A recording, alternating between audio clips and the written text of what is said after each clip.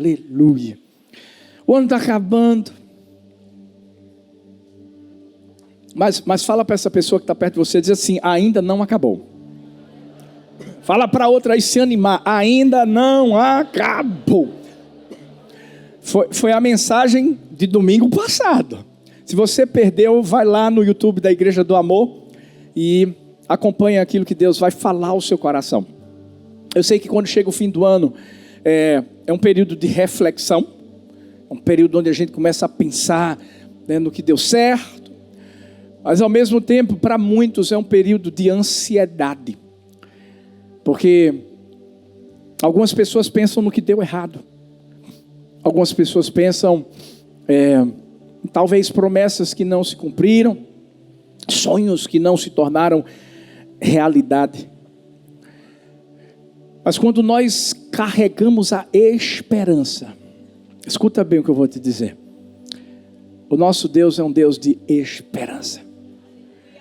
Talvez você diga assim: pastor, mas hoje é dia 29, 30, 31. 3 dias. Será que Deus pode fazer alguma coisa na minha vida ainda?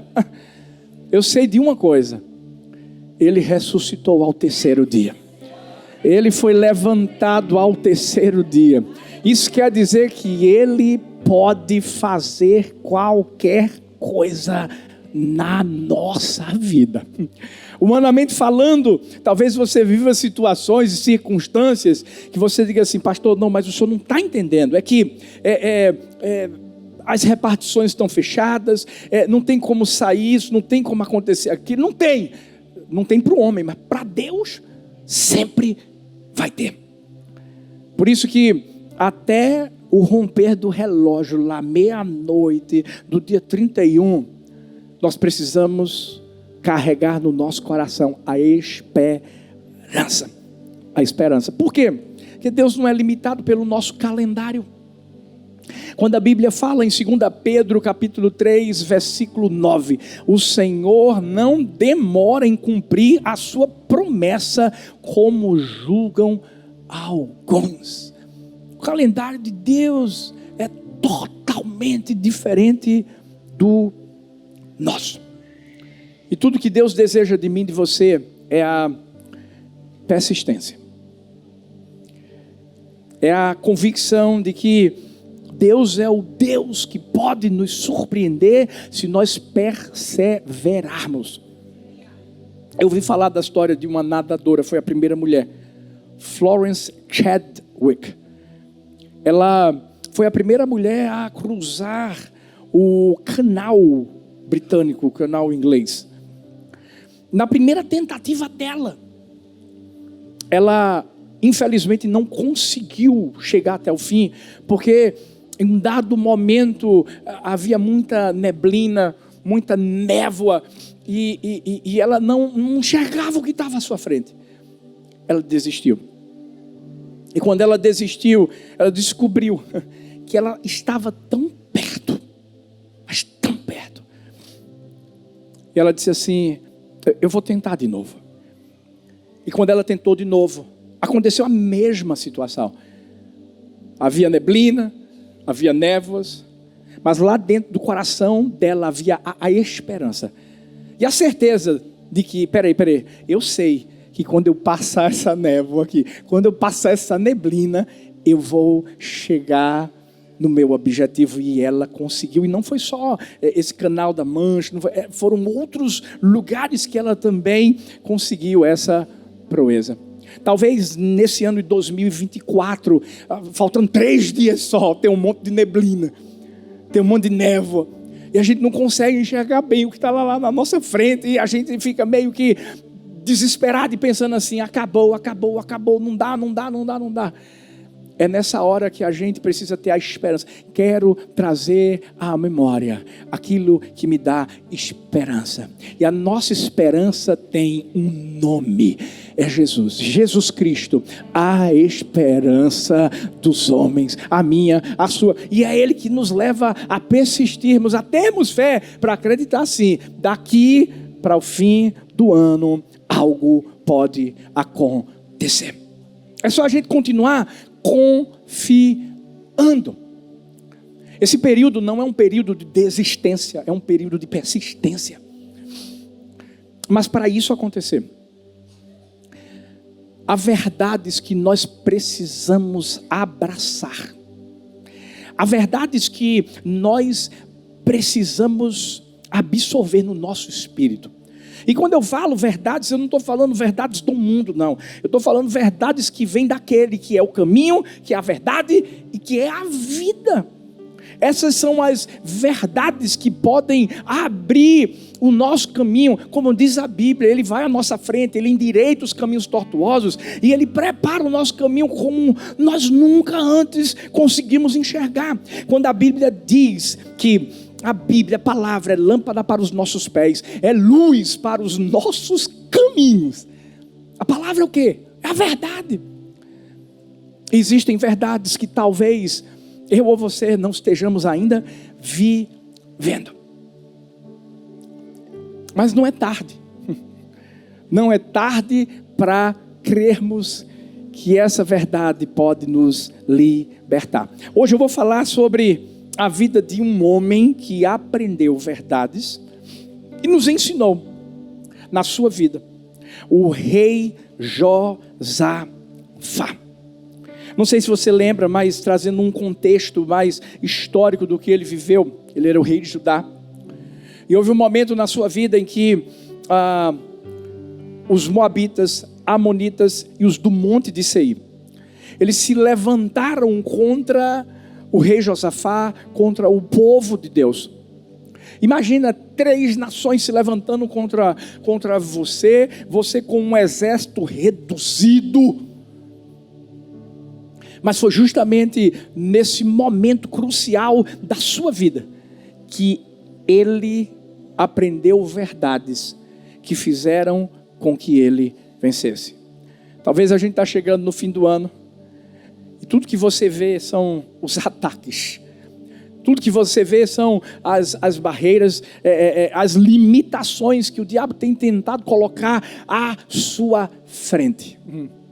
Mas quando a gente entender que essas verdades, quando vividas, quando a gente acredita que aquilo que Deus pensa ao nosso respeito, como fala lá em Jeremias 29:11, Deus mostra que eu sei quais são os planos que eu tenho para você. Quando a gente acredita nas verdades que nós vamos mencionar hoje, elas são verdades transformadoras. Elas são verdades que podem fazer ainda esse ano vivermos o que desejamos que Deus permita que a gente viva. Por isso que a mensagem de hoje é verdades que você precisa saber antes que o ano acabe. Talvez você está dizendo, não pastor, deixa eu aplicar essas verdades lá no ano que vem. Não. O ano não acabou ainda, tem que ser agora. Porque ainda agora Deus pode fazer algo. E a primeira verdade dependa completamente de Deus. Diz assim comigo, bem forte, dependa completamente de Deus. A Bíblia fala no livro de 2 Crônicas, capítulo 20, versículo 12. 2 Crônicas 20, 12. Josafá vai dizer, nosso Deus, não irás tu julgá-los? E ele falava sobre os moabitas, amonitas, os do monte de Seir. Pois em nós não há força perante essa grande multidão que vem contra nós. Não sabemos o que fazer, mas os nossos olhos estão postos em ti. Existem duas palavras aqui, expressões que eu e você precisamos deixar no nosso coração. A primeira foi, em nós não há força. A segunda, nossos olhos estão postos em ti. Você quer saber qual é a base da nossa vida? É a nossa dependência completa de Deus. Quando eu digo que a gente precisa depender completamente, é porque existem pessoas que é como se ela mostrasse para Deus o seu coração, que está dividido em quartos, é uma casa dividida em quartos, e essa pessoa diz assim: nesse quarto o senhor entra, nesse quarto o senhor entra, mas nesse aqui não, esse eu cuido. Quando nós entendemos que nós somos fracos, nós somos frágeis, e se a gente não compreende que diante da vida que vivemos, a gente só tem uma pessoa para quem correr, e essa pessoa é Ele. Não é igreja não, não é pastor não, é Ele. Por isso que a minha pergunta hoje, para mim e para você: será que a gente dependeu completamente de Deus em 2024? Ou será que a gente decidiu fazer as coisas do nosso jeito, da nossa forma, na nossa hora? Josafá enfrentando essas 3 nações, esses 3 inimigos, ele mostrou qual era a postura do coração dele. Essência da dependência absoluta. Ele disse: primeiro, tu és o nosso Deus. Segundo, nós somos fracos. Mas terceiro, os nossos olhos estão em ti. Ei, Josafá sabia que confiar no exército humano, Josafá sabia que seria inútil pegar aqueles soldados e dizer assim: vamos lá, vamos guerrear, vamos à nossa força, nós somos guerreiros. Ele sabia que ele iria ser derrotado. Mas quando ele entendeu que o Senhor era a força dele, eu amo que o Salmo 46, a partir do versículo 1 diz: Deus é o nosso refúgio e fortaleza, o nosso socorro bem presente nas tribulações. Portanto, não temeremos, ainda que a terra se transtorne, os montes se abalem no seio dos mares, ainda que as águas tumultuem, espumejem, e na sua fúria os montes se estremeçam. Há um rio cujas correntes alegram a cidade de Deus, o santuário da morada do Altíssimo. Deus está no meio dela, jamais será abalada. Deus ajudará desde antemanhã. Bramam nações, reinos se abalam. Ele faz ouvir a sua voz e a terra se dissolve. O Senhor dos exércitos está conosco. O Deus de Jacó é o nosso refúgio. Vinde, contemplai as obras do Senhor, que assolações efetuou na terra. Ele põe termo à guerra até os confins do mundo. Quebra o arco, despedaça a lança, queima os carros no fogo. Aquietai-vos e sabei que eu sou Deus. Sou exaltado entre as nações, sou exaltado na terra. O Senhor dos exércitos está conosco. O Deus de Jacó é o nosso refúgio. Aleluia. Meu Deus. Agora deixa eu te explicar. Dependência de Deus não é passiva, é ativa. Josafá esperou em Deus, mas a Bíblia mostra que ele buscou a Deus. Olha a decisão que Josafá toma. Ele diz assim: bora orar, vamos orar, vamos ter intimidade com Deus, vamos clamar. A Bíblia mostra que ele colocou um jejum para todo mundo. Vamos reconhecer nossa fraqueza, a nossa dependência. Por quê? Porque vitória começa na sala do trono de Deus. A nossa vitória começa assim, é de joelhos. A nossa vitória começa jejuando, sabe, esmurrando o nosso corpo, renunciando tantas coisas que a gente ama, que a gente gosta, sabe. Tem gente que quando pensa em jejum, já vem aquela coisa maravilhosa que gosta. É isso que Deus quer que você tire. São sacrifícios que não vão mudar o coração de Deus, vão mudar o nosso coração para que a gente dependa sempre dele. Quantas vezes a gente tenta resolver as coisas sozinhos? A verdade é que a gente troca, a gente inverte. A gente quer agir primeiro para buscar depois. A gente tem que buscar primeiro. A Bíblia diz assim: buscai, pois, em primeiro lugar o reino de Deus, a sua justiça, e as demais coisas vos serão acrescentadas. Vamos fazer isso. Busca. Pastor, surgiu uma situação, o negócio está difícil, o que é que eu faço? Vai buscar, vai orar, vai jejuar. E aí você vai ouvir Deus dizendo assim: agora faz isso aqui, ó. Agora faz isso aqui. É tão lindo porque Josafá entendeu que tinha que buscar primeiro para agir depois. Por isso que ele não focou na sua força. Ele não olhou a ameaça que vinha dos homens, porque escuta, o diabo vai tentar te intimidar. As ameaças do diabo.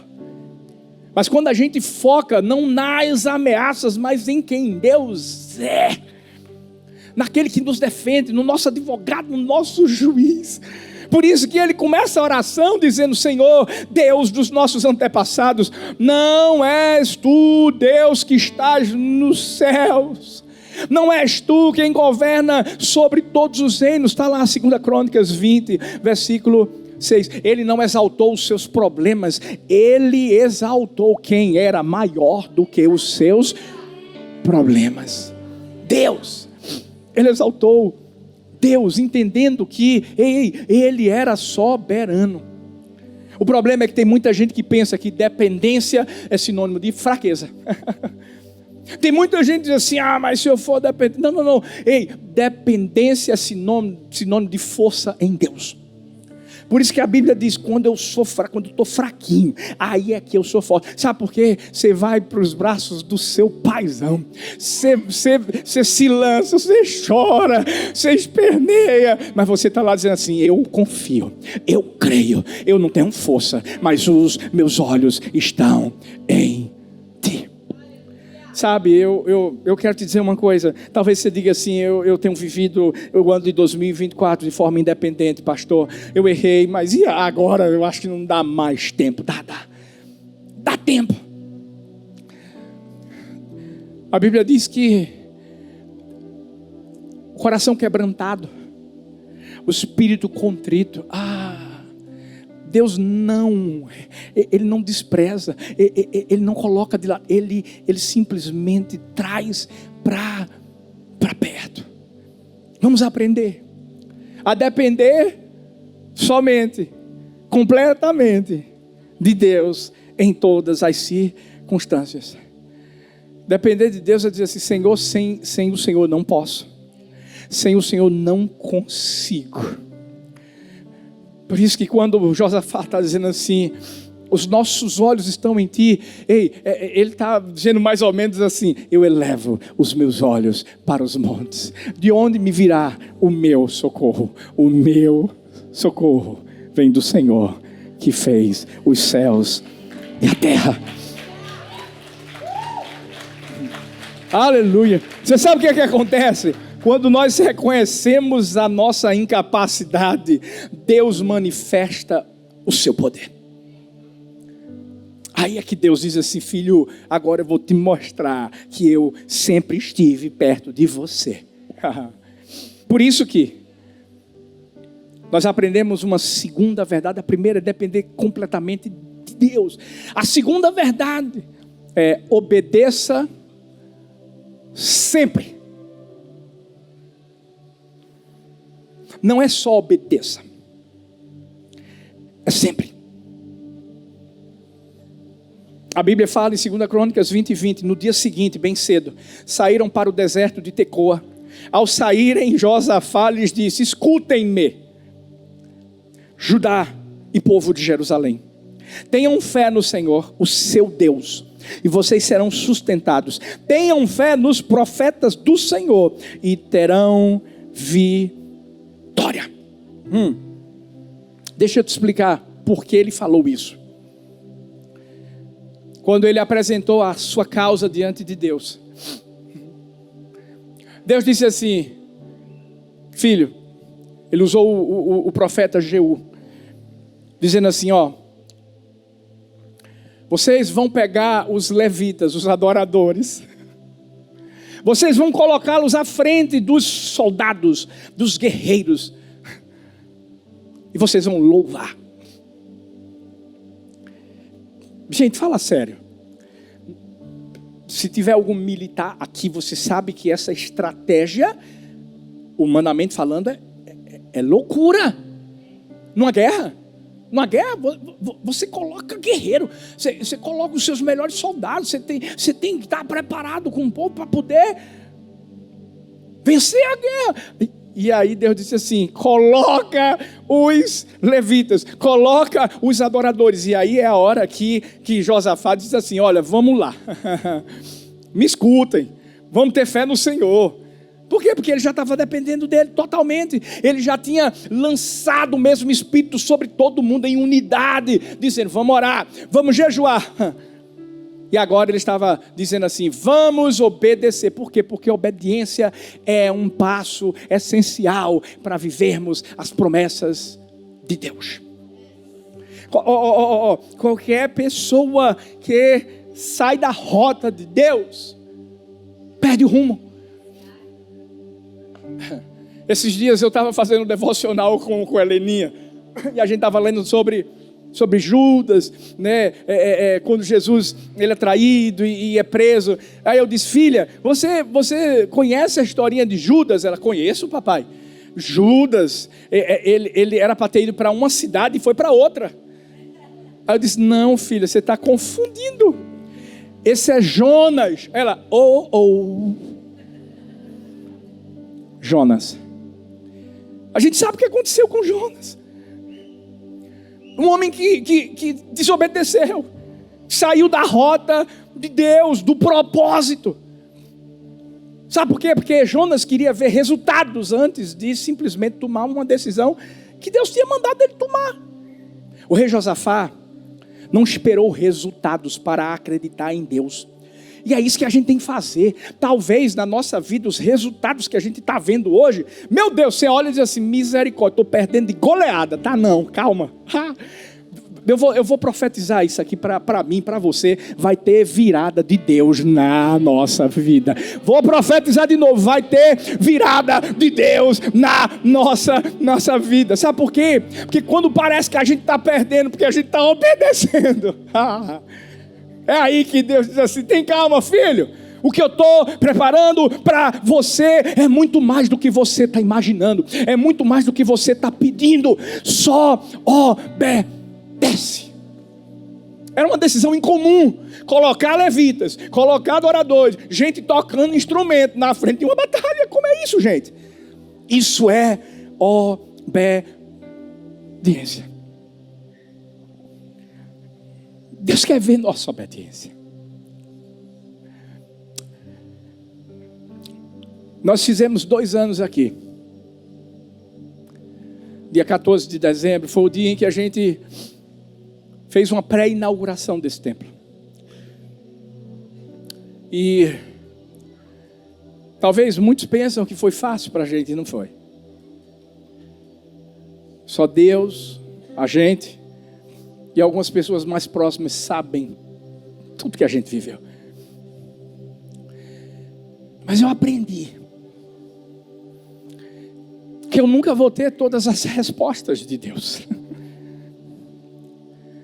Eu aprendi que quando a gente sabe que a gente está ouvindo a voz de Deus, a gente só tem que dizer sim.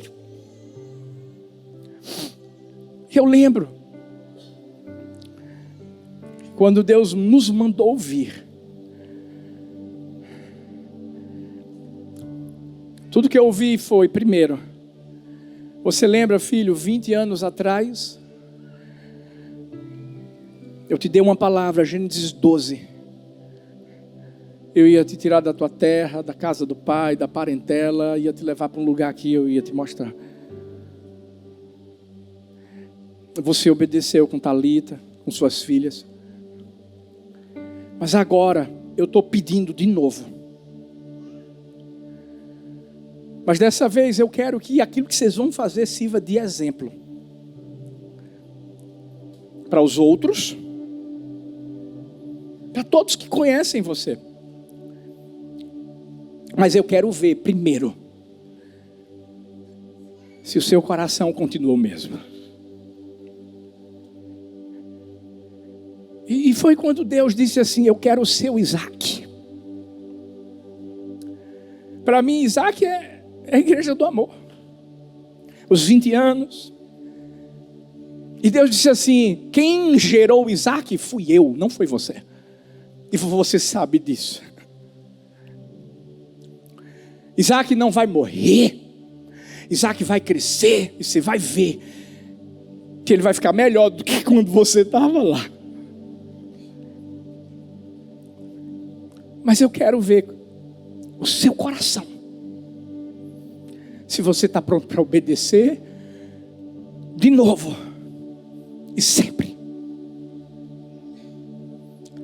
Thalita sempre diz: obediência é absoluta, é imediata e é com alegria. Eu confesso que na hora dava vontade de chorar. Dizer: Deus, o Senhor está de brincadeira comigo. Eu amo aquele povo, Pai. Eu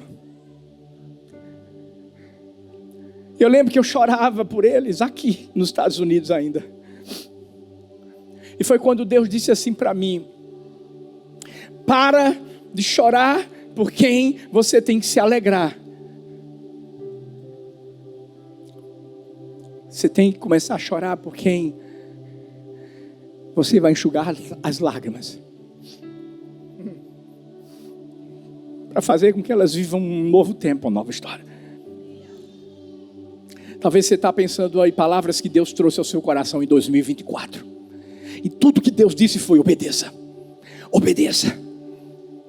Mas você não via o que estava na frente, você não tinha as respostas, você não tinha os resultados. Ei, a Bíblia diz em 2 Coríntios 5:7, nós andamos por fé e não pelo que vemos. Sabe o que é que Josafá fez? Josafá simplesmente disse assim: é para colocar levita na frente, eu boto levita. É o que mais, Deus? Fala para mim o que é que eu tenho que fazer.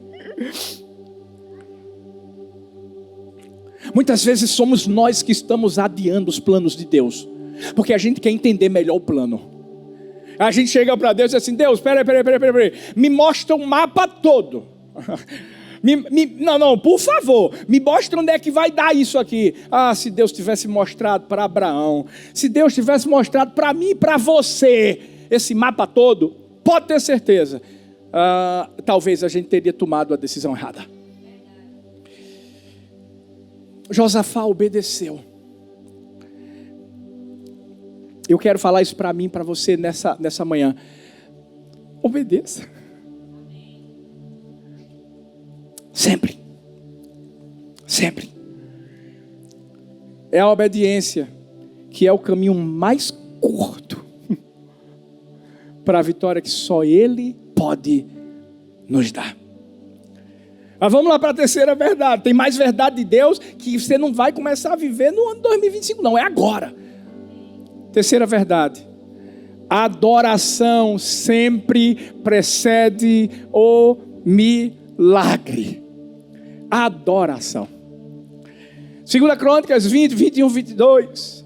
A Bíblia diz assim: depois de consultar o povo, Josafá nomeou homens para cantarem ao Senhor, louvarem-o pelo esplendor da sua santidade, indo à frente do exército cantando. Olha a canção: deem graças ao Senhor, pois o seu amor dura para sempre.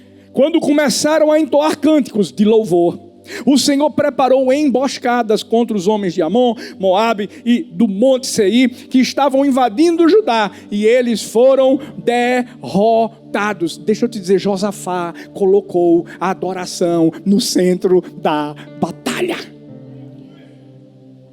Sabe quando eu disse assim que a gente tem que parar de reclamar, a gente tem que parar de murmurar, a gente tem que adorar, a gente tem que louvar, a gente tem que engrandecer o nome do Senhor, porque o louvor não foi apenas uma resposta à vitória, foi o meio pelo qual a vitória aconteceu. E pode parecer que você pode até dizer assim: poxa, pastor, mas eu estou parecendo Paulo e Silas. Tinham apanhado, estavam com os vergões e presos. Eles estavam envergonhados, humanamente falando, e eles estavam louvando. Pastor, assim não, cadê a vitória? Cadê a promessa?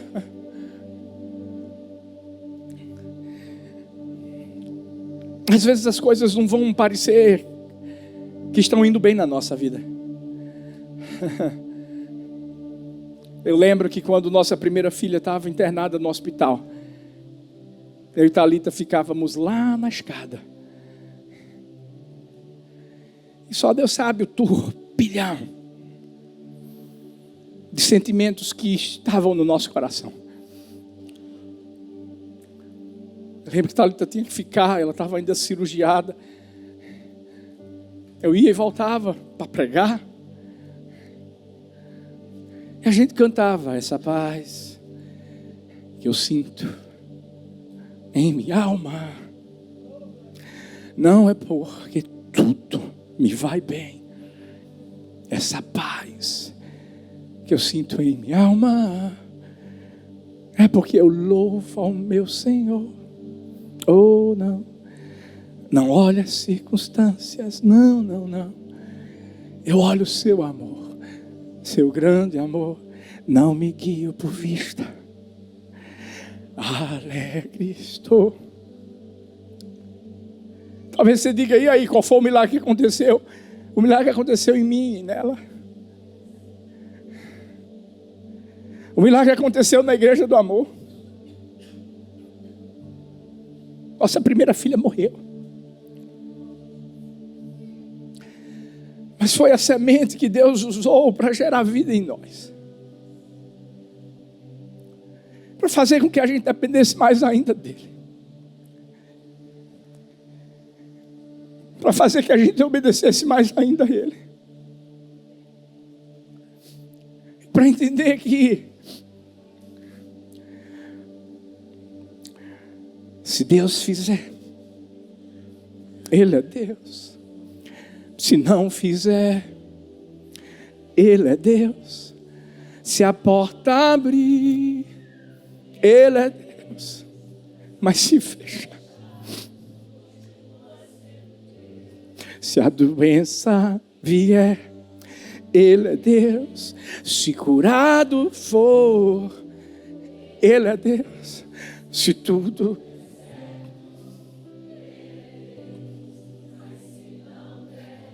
continua sendo Deus. Por quê? Por quê? Por quê? Não o adoro pelo que Ele faz. Eu adoro pelo que Ele é. Haja o que eu sempre. Olha para mim. Eu aprendi que a gente tem que adorar de olhos fechados.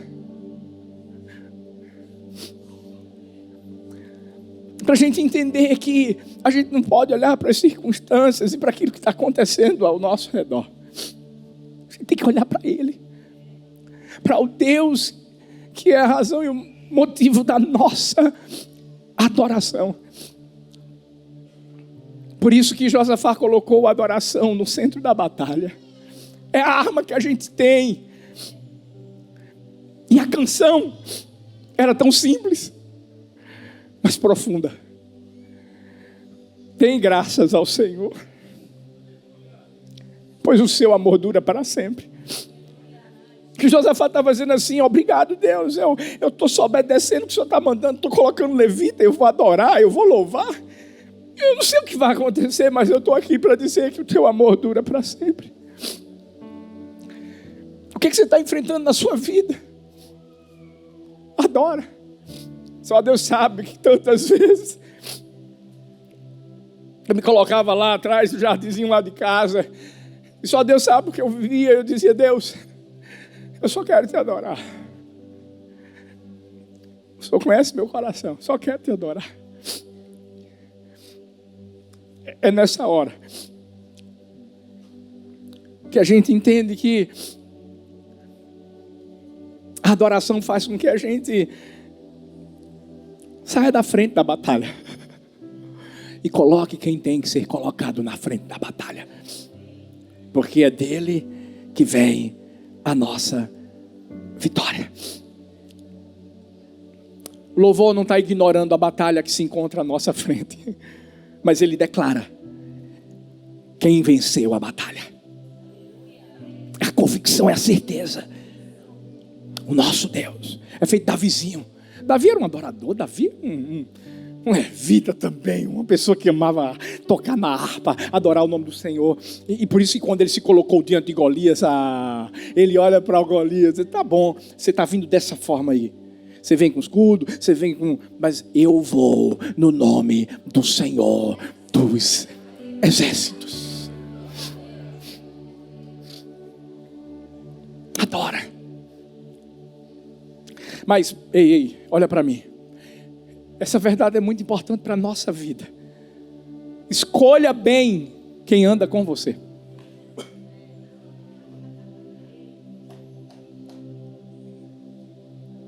Eu vou voltar 2 capítulos. No mesmo livro de 2 Crônicas 18, a Bíblia diz, a partir do versículo 1, ora, Josafá tinha riquezas e glória em abundância. Ele era bem sucedido. Mas a Bíblia diz, ele se aliou por casamento a Acabe. Por mais que fosse uma prática normal, politicamente falando, ele errou. Alguns anos depois, foi visitar Acabe em Samaria. Este matou o grande número de ovelhas e bois para ele, para o povo que o acompanhava. Acabe o persuadiu a atacar Ramote de Gileade. Escuta, alianças que nós formamos na vida têm o poder de ou nos afastar de Deus, ou nos aproximar dele para vivermos o seu propósito e a sua promessa. Toda aliança espiritualmente incorreta pode comprometer o destino profético de Deus para nós. Abraão tinha uma promessa? Tinha. Mas Abraão levou alguém com ele que não fazia parte desse propósito. Deus queria abençoar Ló. Deus tinha algo para a vida de Ló, mas você tem que entender que você só pode levar para a sua vida quem Deus manda você levar. Josafá levou Acabe. Gente, Acabe era o esposo de nada mais, nada menos que Jezabel. Está amarrado em nome de Jesus. Só o nome, né? Misericórdia. Tomara que ninguém nunca coloque o seu nome de minha filha, Jezabel. Não, gente, muda aí, misericórdia. Deixa eu te explicar.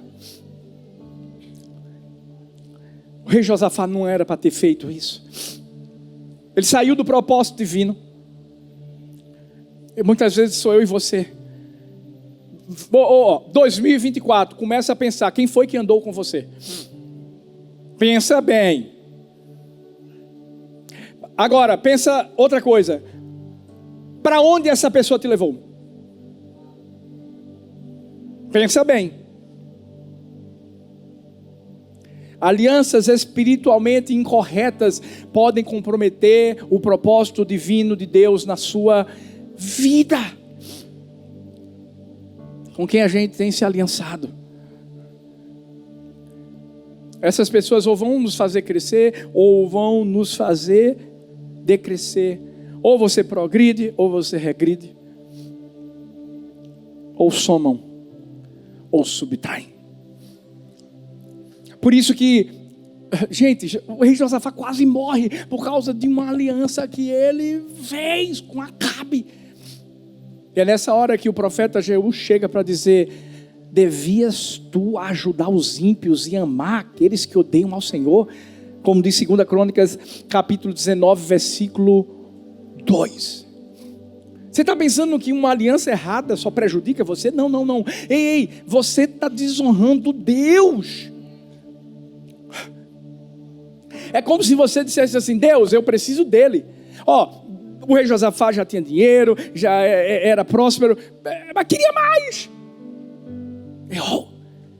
O rei Josafá só precisava daquele que guiaria a sua vida. Deus.